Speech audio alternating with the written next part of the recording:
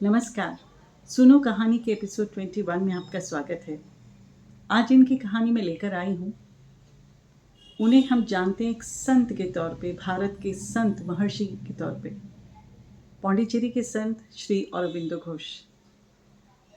1872 में कलकत्ता के एक समृद्ध संपन्न परिवार में इनका जन्म हुआ। पिता डॉक्टर कृष्णधन घोष ने मन में ये सोच लिया था कि अपने बच्चों पर भारतीय भाषा या भारतीय संस्कृति की छाया भी नहीं पड़ने देनी। छुटपन से जो गवर्नेंस उनके लिए रखी गई, उसे सख्त हिदायत थी कि सिर्फ और सिर्फ अंग्रेजी में ही उनसे बात की जाए। 2 बेटे पहले भी थे। तीनों बच्चों को उन्होंने तालीम के लिए भेजा लोरेटो कॉन्वेंट, और 7 वर्ष के होते ना होते अरविंद एक्रोइड घोष, ये नाम दिया था उनके पिता ने उनको, मैनचेस्टर भेज दिया गया आगे की पढ़ाई के लिए। और इतने मेधावी छात्र थे कि अपनी जो 13-14 वर्ष की जो उन्होंने स्कूली पढ़ाई की, उतने में ही उन्होंने 12 भाषाएं सीख ली थी, यूरोपीय भाषाएं। पिता की बहुत इच्छा थी कि मेरे तीनों बेटे आईसीएस में जाएं, इंडियन सिविल सर्विस। उसके लिए वो पूरी जोड़ तोड़ भी लगा रहे थे। उनके मन में ब्रिटिशर्स के लिए बहुत सम्मान था, और ध्यान रहे, भारत अभी भी गुलाम था। जब उन्होंने पूरी तालीम अपने बच्चों की पूरी कराई, तो बड़े बेटे ने तो अपनी लाइन पहले ही बदल ली। जो दूसरे थे वो क्वालिफाई नहीं कर पाए, मगर अरविंद घोष ने अपनी जो मेन परीक्षा थी आईसीएस की, बड़े अच्छे रैंक से क्लियर कर ली। इसी दौरान उन्हें, जो कि बिल्कुल भारतीय भाषाओं से, भारतीय संस्कृति से दूर रखा गया था, उन्हें पता चलने लगा कि ये तो मेरा देश है और मेरा देश गुलाम है। मन कहीं से अंदर से ना माना कि ब्रिटिशर्स की चाकरी और की जाए, तो तरीके ढूंढे जाने लगे। और जब घुड़सवारी की परीक्षा थी, क्योंकि मेंस तो क्लियर कर चुके थे, घुड़सवारी की परीक्षा में वो जानबूझकर लेट पहुंचे। नतीजतन डिस्क्वालीफाई कर दिए गए। और अंदर से जो धागे, जो तार जुड़ रहे थे अपने देश से, वो कहीं ना कहीं और प्रगाढ़ और सुदृढ़ होते चले जा रहे थे। वहीं उनकी मुलाकात हुई बड़ौदा के महाराजा से, जिन्होंने उन्हें बड़ौदा आने का निमंत्रण दिया और कहा कि आप आइए as a professor of English और आके पढ़ाइए, आपका स्वागत है। तो अरविंद को लगा इससे अच्छा मुझे क्या मौका और मिल सकता है, और उन्होंने उसको मान लिया, स्वीकार लिया।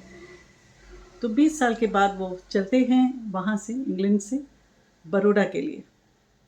पिता बड़े उत्साहित हैं, वो तो चाहते हैं कि अपने बच्चे से मिले, और वो भी बड़ौदा पहुँचते हैं। मगर दुख की बात क्या होती है कि उन्हें ये पता चलता है, या कोई इनको ये बताता है कि जिस जहाज में, अभी एरोप्लेन का आविष्कार नहीं हुआ इस समय, जिस पानी के जहाज में उनका बेटा आ रहा है, वो तो डूब गया। दुख से हृदयाघात होता है और उनकी मृत्यु हो जाती है।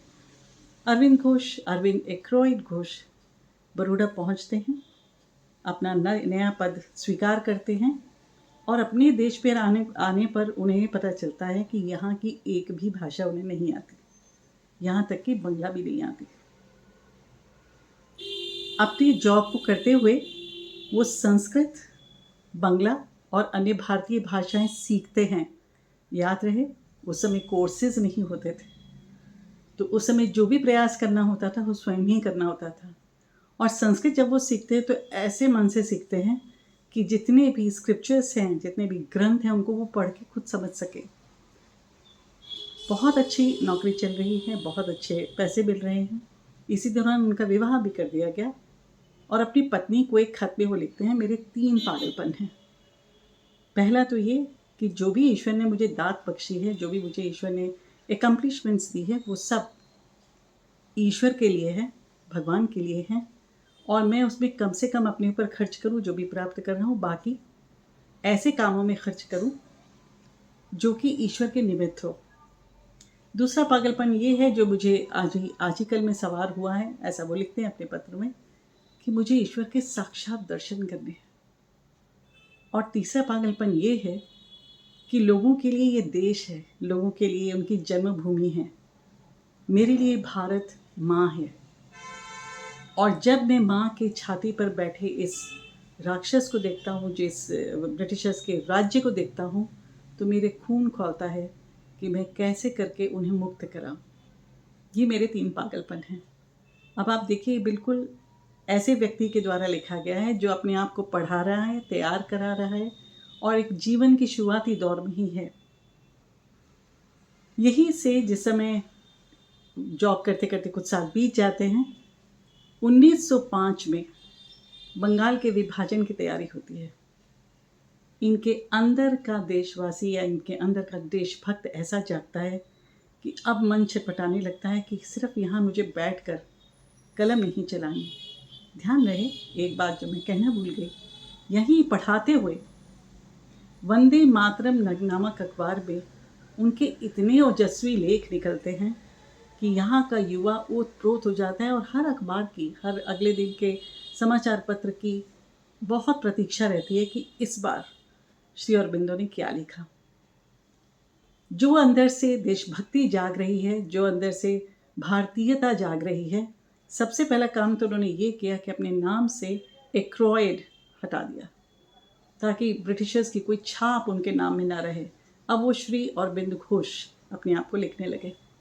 1905 में जिस समय हुआ बंगाल के पार्टीशन की तैयारी, तो उनका मन छटपटाने लगा और भूमिका बांधकर उन्होंने 1906 में वहाँ से त्यागपत्र दिया और सीधा पहुँचे कलकत्ता के लिए। उनका मत ये भी था कि शांति से बैठकर सिर्फ बातें करके स्वतंत्रता तो मिलेगी नहीं। आनंद मठ बंकिम चंद्र जी का पढ़ के और वंदे मातरम अखबार में तो वो पहले ही लिखते थे, पूर्ण स्वराज की बात सबसे पहले श्री अरबिंदो ने की। अब वहाँ पर अपने पैतृक घर की तरफ उन्होंने जब उनको अपने पैतृक घर को देखा तो बहुत अच्छी जगह थी, बड़ी सी। वहीं पर क्रांतिकारियों से मुलाकात करना, बम बनाने की तैयारी करना और ऐसी योजनाएं बनाना कि किस प्रकार अंग्रेज़ों की खिलाफत की जाए। अगले कमरे में या बैठके में कीर्तन चलता कि कोई लोग ये भी ना सोचें, या जो भी ब्रिटिशर्स के जो जासूस हैं वो ये ना सोचें कि यहाँ क्या हो रहा है।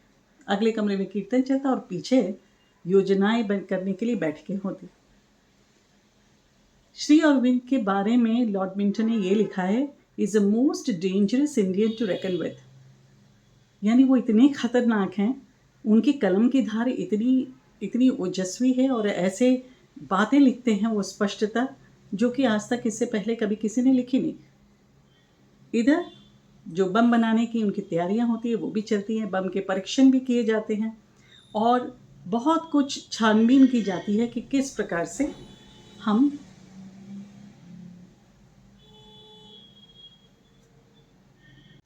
ये बैठकें एक दिन नहीं होती, 2 दिन नहीं होती, ये लगातार होती हैं और गाहे बगाहे आगे कीर्तन चलता है, पीछे तैयारियां होती हैं और अपनी कलम से वो ऐसा उत्तेजित करते हैं युवाओं को कि अब तो कुछ करके ही दिखाना होगा।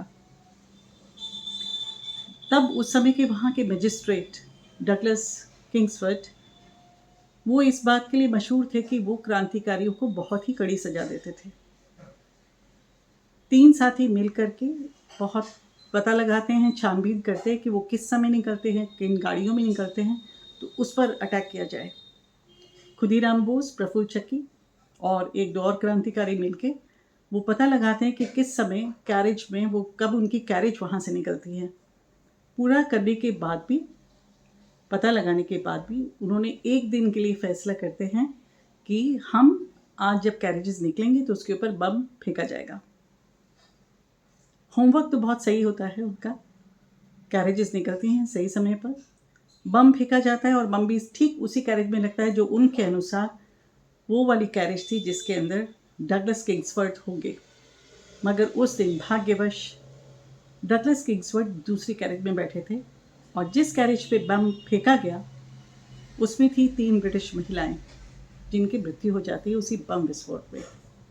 ब्रिटिशर्स तो यही ढूंढ रहे थे कि किस तरह से धरपकड़ी की जाए क्रांतिकारियों की, और उनको एक बड़ा अच्छा मौका मिल जाता है। 39 लोगों की गिरफ्तारी होती है जिसमें से एक श्री अरबिंदो भी होते हैं। उन्हें गिरफ्तार कर लिया जाता है और उनको ये लगता है कि अब मुकदमा जो है चलाया जाए और उनको अलीपुर जेल भेज दिया जाता है।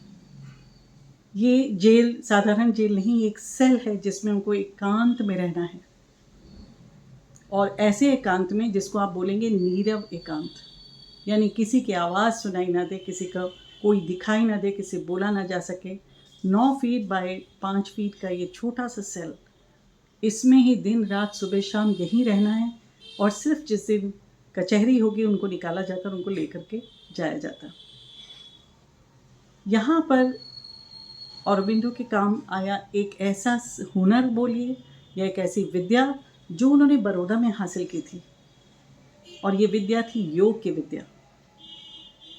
उनके जो गुरु थे उन्होंने योग तो सिखाया और उनको ये भी कहा कि इसे कैसे मास्टर करना है, इसको कैसे बिल्कुल आत्मसात कर लेना है। और उनके गुरु का ही कहना है कि जो लोग 30 साल में सीखते हैं वो उन्होंने 3 दिन के अंदर अंदर समाधि की अवस्था प्राप्त कर ली थी, ऐसा उनके गुरु बताते हैं।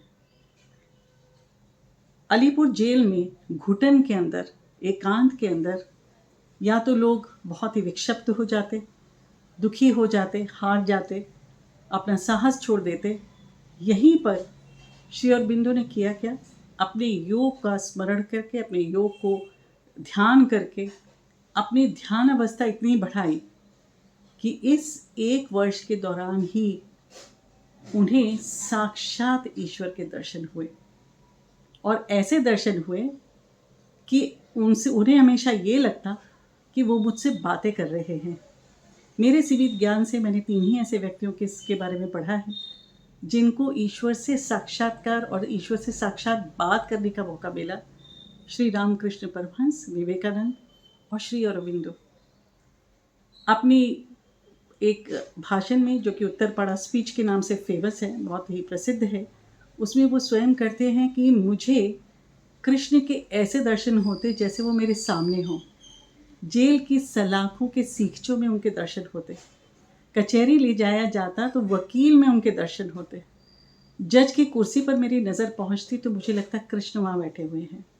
अपने साथियों की तरफ देखता तो मुझे वो सब कृष्ण के रूप नज़र आते, और आनंद मेरा ऐसा हो जाता कि दिल मन सब भर जाता उसी आनंद से, उसी अतिरेक से कि मेरे सामने मेरे स्वामी, मेरे कृष्ण सामने हैं।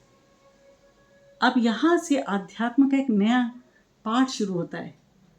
जिस समय वो बैठ करके नोट्स बनाते हैं कि मैं लिख करके दूँ अपने वकील को कि मुझे मेरे लिए क्या क्या जिरह करनी है, तो उन्हें अंदर से आवाज़ आती है और उन्हें कहा जाता है कि तुम ये क्या कर रहे हो, ये सब मैंने ध्यान कर लिया है, कुछ कहने की, कुछ करने की, कोई नोट्स बनाने की आवश्यकता नहीं है। श्री अरविंद बिल्कुल आज्ञाकारी भक्त की तरह वो बात को सुनते हैं, और अगले दिन उन्हें पता चलता है कि उनका वकील भी बदल दिया गया है। और सोचिए उनका वकील कौन बना, देशबंधु चित्तरंजन दास वकालत करते थे उस समय। और ये इतिहास में है कि जब श्री अरबिंदो का उन्होंने केस लिया तो पूरे उस वर्ष और कोई केस नहीं लिया, और उसके लिए जो भी वो नोट्स तैयार करते, जो भी जिरह करते, जो भी बिंदुओं के ऊपर चर्चा करते, वो इतने अकाट्य होते कि दूसरा वकील या जज हैरान रह जाते, और श्री अरविंद खुद हैरान हो जाते कि ये सब तो मैंने बताया भी नहीं, इनके पास कैसे पता पहुंचा। लेकिन वो मन ही मन इस बात से आनंदित थे कि मेरी डोर जो है मेरे ईश्वर के हाथ में है। अब आप एक और जिसको आप डिवाइन इंटरवेंशन बोलेंगे उसकी चर्चा सुनिए। ये कचहरी में केस अभी चल रहा है। हाँ, जब भी पेशी होती है तो वकील अपने हिसाब से लड़ते हैं, अपनी बात कहते हैं, और इस साल के अंत होते ना होते पता चलता है कि जज को भी बदल दिया गया है। और जज को कौन सा नियुक्त हुआ है, बीचक्राफ्ट, जो कि उनका अपना सहपाठी था जब वो मैनचेस्टर में थे। और ऐसा नहीं था कि ब्रिटिशर्स को नहीं पता था कि ये जज जिनको हम नियुक्त कर रहे हैं ये इनके सहपाठी हैं, मगर उस समय की स्थितियां ऐसी बनी कि उन्हें ही ये वाला केस देखना पड़ा। श्री अरविंद के मन में इतना आनंद रहता है कि सब काम ईश्वर कैसे करते चले जा रहे हैं। और इसी 1 साल के अंदर वो ये भी देखते हैं कि जितनी क्रांति का जज्बा मुझ में है वो बहुत सारे और लोगों में भी है। तो उन्हें उठते बैठते गगन में, पेड़ों में, टहनियों में सिर्फ ईश्वर का स्वरूप नज़र आता है। यहाँ वो हमारे क्रांतिवीर से संत की तरह बनना शुरू हो जाते हैं। और 1 साल होते ना होते उन्हें अंदर से आवाज़ आती है कि चिंता ना करो, तुम्हारा ध्यान रखा जा रहा है, जैसा तुमसे हम अपेक्षित है वैसा करना। और ये भी इतिहास में है कि उनके ऊपर चार्जेस साबित नहीं हुए और उन्हें बरी किया गया। 1 साल के बाद जब बरी किया गया और उनको वापस लाया गया, क्या स्वागत हुआ उनका आप सोच भी नहीं सकते। उत्तरपाड़ा की स्पीच अगर कभी समय मिले तो ज़रूर सुनिए।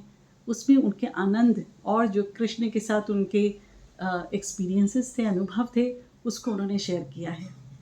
अब यहाँ पहुँचने पर, बरी होने पर फिर उनको आदेश मिला कि यहाँ नहीं रुकना है, यहाँ का काम देखा जा रहा है, तुमसे जो काम लेना है तुम वो करो और यहाँ से रवाना हो जाओ पौंडीचेरी के लिए। कहीं ख्वाब में भी इन्होंने कभी नहीं सोचा था कि उन्हें पौंडीचेरी जाना पड़ेगा या पौंडीचेरी जाना चाहिए। और पौंडीचेरी जाने के लिए जो इंतज़ामात होते हैं वो सुगमता से होते जाते हैं। और एक बार और ध्यान रखिए, पौंडीचेरी में फ्रेंच की कॉलोनी थी जहाँ ब्रिटिशर्स का दबदबा नहीं चलता था, क्योंकि उनके जासूस हमेशा फैले रहते थे ये देखने के लिए कि क्या गतिविधियाँ हो रही हैं उनकी। तो पौंडीचेरी के लिए वो निकलते हैं और बिल्कुल सुरक्षित पौंडीचेरी में पहुंचते हैं, जहाँ पे स्थापना होती है उस आश्रम की जिसे आप और हम औरोबिंदो आश्रम के नाम से जानते हैं। और ये हो चुका होता है 1910 तक। साथ के जिस समय साथ चलता है या कारवां चलता है तो साथ के लोग मिलते हैं ना। फ्रांस से एक दंपति आते हैं, मिस्टर रिचर्ड और उनकी पत्नी मीरा अल्फासा। आज हम उनको द मदर बोलते हैं। मीरा अल्फासा जुड़ती हैं अपने आध्यात्म के लिए श्री औरबिंदो से, और श्री औरबिंदो अपना अध्यात्म, अपना आनंद, अपना योग का जो अनुभव है वो साझा करते हैं थोड़े से लोग जो कि उस समय आश्रम में हैं। मगर धीरे धीरे ये आश्रम फलीभूत होने लगता है और एक के बाद एक लोग जुड़ते चले जाते हैं, संयमित, अनुशासित, देश प्रेम से ओतप्रोत, और अपनी बात को कहने की अवधारणा जो है होती है उनके मन में, वो कह पाते हैं। मगर अब वो राजनीति में या मौजूदा देश के हालातों पर डायरेक्ट कमेंट नहीं करते हैं। देश को आज़ादी 1947 में मिली, उससे पहले ही 1926 में 1926 में उन्हें फिर आत्म साक्षात्कार हुआ, उन्हें फिर ईश्वर के दर्शन हुए। और अब उनका एक समय आया जब उन्होंने एकांतवास का निर्णय लिया। एकांतवास औरबिंदो आश्रम में ही, मगर लेखन कम नहीं हुआ। भारत के इतिहास में शिक्षा के ऊपर, योग के ऊपर और सनातन धर्म के ऊपर जो उनकी लेखनी से निकला है उसका सानी कहीं नहीं है। आज NEP 2020 हमारे लिए बात करता है कि बच्चे को उसकी मातृभाषा में पढ़ाया जाए। 1920 में ही अरविंद जी ने ये कह दिया था। और आप उनकी व्यूज़ ऑन एजुकेशन पढ़ेंगे तो हैरान हो जाएंगे, आपको लगेगा जैसे NEP पढ़ रहे हैं आप। और वही बात करते हैं शिक्षा की कि वो किस माध्यम से होनी चाहिए, किस तरीके से होनी चाहिए। उनके मन की जो पीड़ा थी, जो उनको अपने ही देश की भाषा और संस्कृति से दूर रखा गया, वो यहाँ झलक के आती है। और वो हमेशा बात करते हैं कि बच्चे का दृष्टिकोण सामने रखने से या बच्चे को सामने ध्यान में रखने से उसके मन की ऐसी पढ़ाई कराई जाए कि उसको मन अच्छा लगे, उसको मन लगे, उसको इच्छा हो पढ़ने की, और उसकी मातृभाषा का प्रयोग किया जाए, ना कि एक भाषा उस पर थोपी जाए। और ये बात वो कब लिख चुके? 100 साल पहले। खैर, कहने को तो इतना है कि श्री औरबिंदो की मैं गुणगाथा या जीवन कहती रहूँ तो मेरी वाणी में वो ताकत शायद नहीं है, मगर आप जितना उनका साहित्य पढ़ेंगे आप हैरान हो जाएंगे। 1926 में जब उन्होंने एकांतवास किया तो लेखन अपना जारी रखा।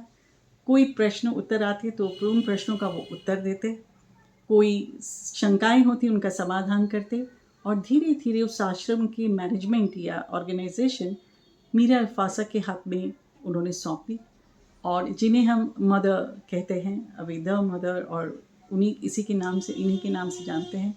और वो जो समर्पित हुई तो उन्होंने कभी एक दिन के लिए भी वो आश्रम नहीं छोड़ा। और उस आश्रम ने आज भी कितने लोगों को प्रेरणा देता है, कितने लोगों को ज्ञान देता है और अध्यात्म की तरफ प्रेरित करता है, वो तो सारी दुनिया ही जानती है। 1950 की 5 दिसंबर को महाप्रयाण करते हैं श्री अरविंद, और ऐसा कहा जाता है कि 4 या 5 दिन उनके पार्थिव शरीर को रखा गया कि लोग दर्शन करने के इतने इच्छुक थे, मगर योग की महत्ता देखिए, उनके शरीर में कहीं भी कोई विकार नहीं हुआ। और श्री अरबिंदो घोष को हम महर्षि के नाम से महर्षि कह के बुलाते हैं। तो एक क्रांतिवीर जो कि क्रांति में कूदे थे भारत की आज़ादी के लिए, भारत की स्वतंत्रता के लिए, और कहाँ तक का एक सफ़र उन्होंने महर्षि होने का तय किया। और अपनी लेखन से ऐसे अद्भुत आध्यात्मिक लेख हैं, आध्यात्मिक चिंतन को उन्होंने अपने कागज़ों पे, अपने लेखों में, अपनी किताबों में प्रकट किया है कि पीढ़ियाँ दर पीढ़ियाँ उनको याद रखेगी। तो आज के लिए इतना ही। उनको याद रखें, उन्हें पढ़ें। बहुत बहुत धन्यवाद।